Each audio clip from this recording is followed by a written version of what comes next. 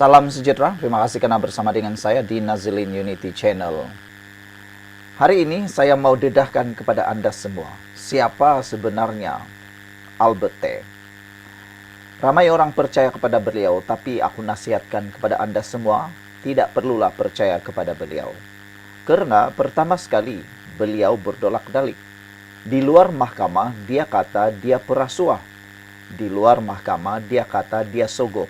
Dia beri rasuah kepada ahli-ahli politik, terutamanya di Sabah, dan terkini kononnya dia memberi rasuah kepada Setiausaha Politik Anwar Ibrahim.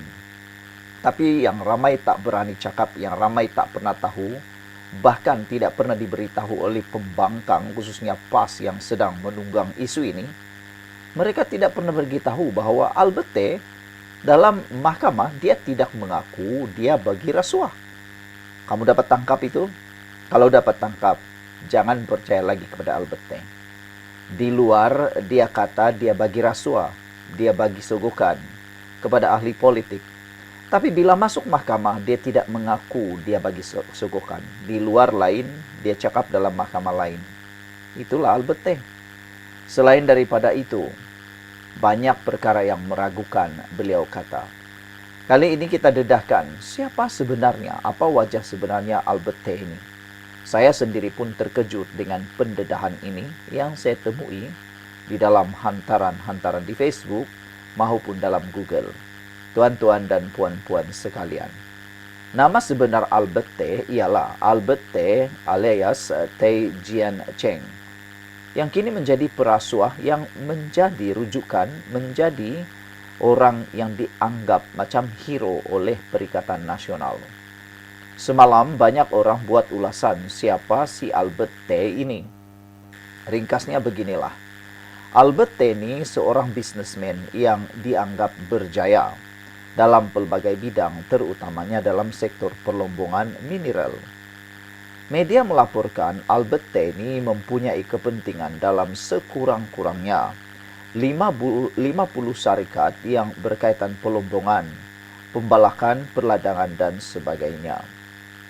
Senarai 50 syarikat yang didedahkan oleh media ialah antaranya Alfa Wijaya Sendirian Berhad, Alnar Abadi, Alnar Rezeki, Agro Pacific, Aston Resources, Aurora Success, EZ Timber Solution, Bahtera Toroka, Benfos, CC, Daytona, EcoWare, Fortune Arc, G Master Mining, Galaxy Greenery, Impian Awani, Jazz Leadership, Jupiter United, Kenangan Timur, Kencana Prima, dan macam-macam lagi.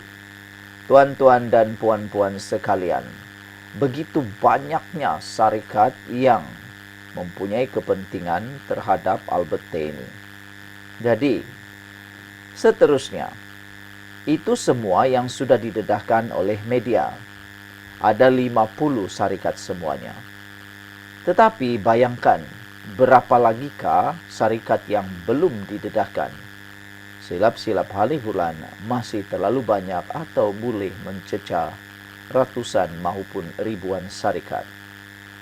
Tuan-tuan dan puan-puan sekalian, Albert T. ini mula dikenali di pantas dengan begitu pantas pada tahun 2024 apabila tersebar satu video di mana dia sendiri mengaku dia merasuah beberapa ahli politik Sabah dengan bertujuan mendapatkan kontrak perlombongan mineral di Sabah. Dah lah habis duit berjuta-juta, kontrak pula tidak dapat. Maka dia dedahkan video dia beri rasuah. Lalu apa yang dibuat? Albert T. membuat laporan SPRM. Lalu dia minta pula imuniti sebagai pemberi maklumat. Tapi SPRM tidak layan. Akhirnya Albert T. tetap didakwa di mahkamah sebagai pemberi rasuah pada 30 Jun yang lalu. Yang lucunya, tuan-tuan dan puan-puan sekalian, di dalam mahkamah, dia mengaku tidak bersalah pula. Menjadikan ini sesuatu yang amat muskil dan sukar untuk dipercayai lagi. Lucunya, Albert T. tidak mengaku dia memberikan rasuah. Dia mengaku tidak bersalah pula memberi rasuah kepada ahli politik Sabah. Tapi di luar mahkamah, dia menjerit sana-sini yang dia merasuah ahli politik Sabah. Tuan-tuan dan puan-puan sekalian, dan isu terbaru semalam, media melaporkan Albert T. mendakwa dia telah memberi duit sehingga RM600,000 kepada setiausaha politik Perdana Menteri ke-10 dengan bertujuan agar setiausaha politik Perdana Menteri ke-10 membantu mendapatkan semula wang rasuah yang diberikan kepada ahli politik Sabah. Rumusannya di sini, tuan-tuan dan puan-puan sekalian. Rumusannya mudah saja. Kita boleh lihat cara dan gaya Albert T. membuat urusan, bahwa dia sanggup membayar apa sahaja untuk mendapatkan sesuatu. Dan Albert T. juga licik. Dia simpan rekod segala urusannya dengan ahli politik. Orang putih kata ini adalah leverage.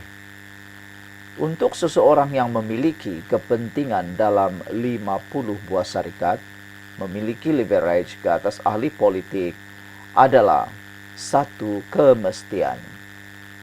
Gambaran yang jelas, Albert T.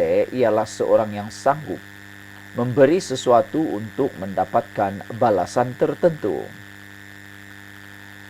Pendedahan yang paling menarik sekali ialah pada tahun 2021, Harakah Delhi melaporkan Albert T. pernah membuat derma melibatkan Menteri Besar Kedah.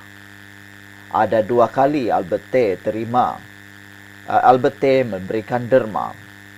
Pertama, memberi derma Palestin masuk tabung PAS dan ada gambar bersama Menteri Besar Kedah. Kedua, dia derma pula 700 bakul makanan, juga gambar bersama Menteri Besar Kedah. Melihat kepada isu-isu Albert T. sebelum ini, maka mustahil Albert T. ini saja-saja beri derma kepada PAS. Bahkan boleh dikatakan juga mustahil jika tiada balasan untuk Albert T. Albert T. adalah bisnesmen dalam bidang perlombongan mineral. Apakah Albert T. juga telah dijanjikan kontrak melombong di Kedah atau di mana-mana negeri PAS yang lain? Tuan-tuan dan puan-puan sekalian, adakah terdapat pula urusan bawah meja antara Albert T. dengan PAS seperti mana berlaku di Sabah dan Setiausaha Politik Perdana Menteri ke-10? Melihat sekali lagi rekod Albert T., gambarannya jelas. Albert T. juga ada leverage terhadap PAS. Atau lebih tepat, Albert T. sudah pegang telur PAS. Hari ini kita boleh lihat PAS rela menjadi lembu dicucuk hidung oleh Albert T. asalkan leverage itu tidak terbongkar. Tuan-tuan dan puan-puan, tidak pelik pun PAS sanggup bersama siapa sahaja untuk lawan musuh politik mereka. Jadi tidak pelik PAS sanggup jadi lembu dicucuk hidung kepada kapir perasuah. Kesimpulannya, apa yang berlaku hari ini adalah plot atau perangkap untuk PRN Sabah. Mungkin ya, mungkin tidak. Namun melihat tindakan Albert T. yang memberi keuntungan langsung kepada Perikatan Nasional, hampir pasti jawabannya ialah iya.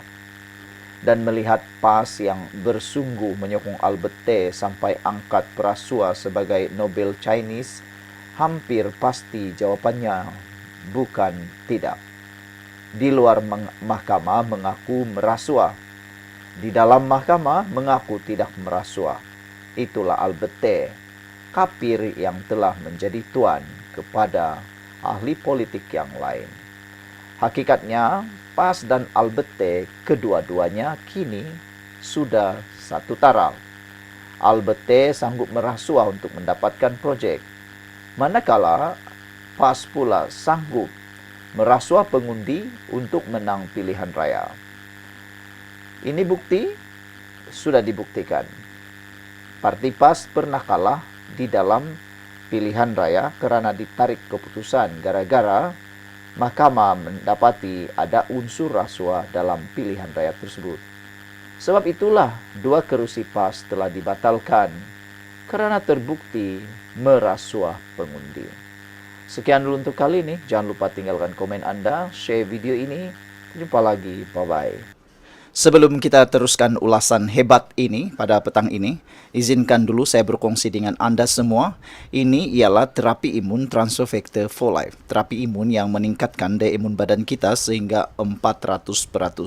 Secara umum dan ringkasnya, apabila imun badan kita lemah, apabila imun kita bodoh, apabila imun badan kita tidak seimbang, kita kena penyakit dan sukar sembuh daripada semua jenis penyakit. Imun badan yang tidak seimbang juga menyebabkan kita kena autoimun.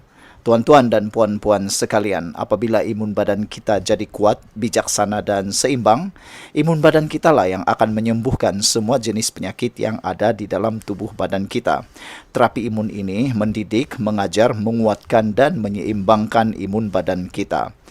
Sebelum ini, apabila imun badan kita jadi lemah, bodoh dan tidak seimbang, imun badan kita gagal untuk menghapuskan semua akar penyakit yang bertumbuh di dalam tubuh badan kita. Apabila imun badan kita lemah, akar penyakit akan tetap bertumbuh, berakar dan bersarang di dalam tubuh badan kita. Jawaban kepada kesehatan yang optimum ialah peningkatan daya imun badan, penyeimbangan daya imun badan, dan menjadikan imun badan kita bijaksana. Apabila imun badan kita jadi bijaksana, maka kita sehat. Cepat dapatkan produk hebat ini melalui nombor telefon saya yang tertera. Produk ini lulus KKM, halal dan diperakui oleh dokter-dokter di seluruh dunia. Tuan-tuan dan puan-puan, ini mungkin jalan penyelesaian kepada masalah Anda yang Tuhan hantar kepada Anda semua. Mungkin Anda sudah berdoa bertahun-tahun untuk masalah kesehatan Anda, dan ini jawaban yang Tuhan hantar untuk Anda semua. Jom kita sambung berpolitik lagi.